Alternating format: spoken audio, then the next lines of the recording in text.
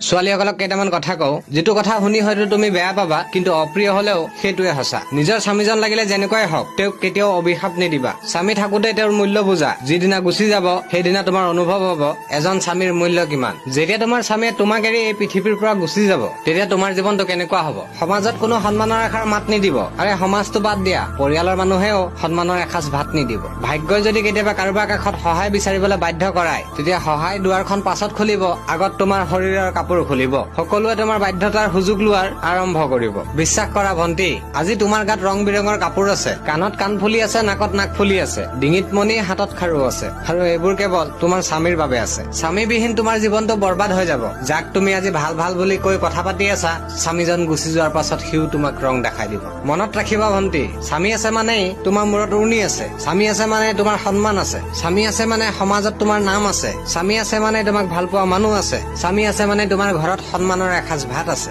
যিদিনা সেই স্বামীজন নোহোৱা হৈ যাব, মোৰ ভন্টি বিশ্বাস কৰা, সমাজটো সমাজেই, তোমাৰ ঘৰৰ মানুহেও তোমাক অৱহেলা কৰিব। তোমাৰ পৰিয়ালৰ মানুহো তোমাক অৱহেলা কৰিব। তোমাৰ বন্ধু বৰ্গও তোমাক অৱহেলা কৰিব। যিসকলক তুমি আপোন আপোন কৰি আছা, সেইসকলে তোমাক আপোনাৰ অকাত দেখাই দিব। এতিয়াও সময় আছে। নিজৰ স্বামীজনক অলপ গুৰুত্ব দিয়া। নিজৰ স্বামীজনক অলপ মৰম দিয়া। নিজৰ স্বামীজনৰ লগত সন্মানেৰে কথা পতা। তোমাৰ স্বামীৰ বাহিৰে তোমাৰ আপোন এই পৃথিৱীত আৰু কোনো নাই। কথাটো মনত ৰাখিবা। ধন্যবাদ।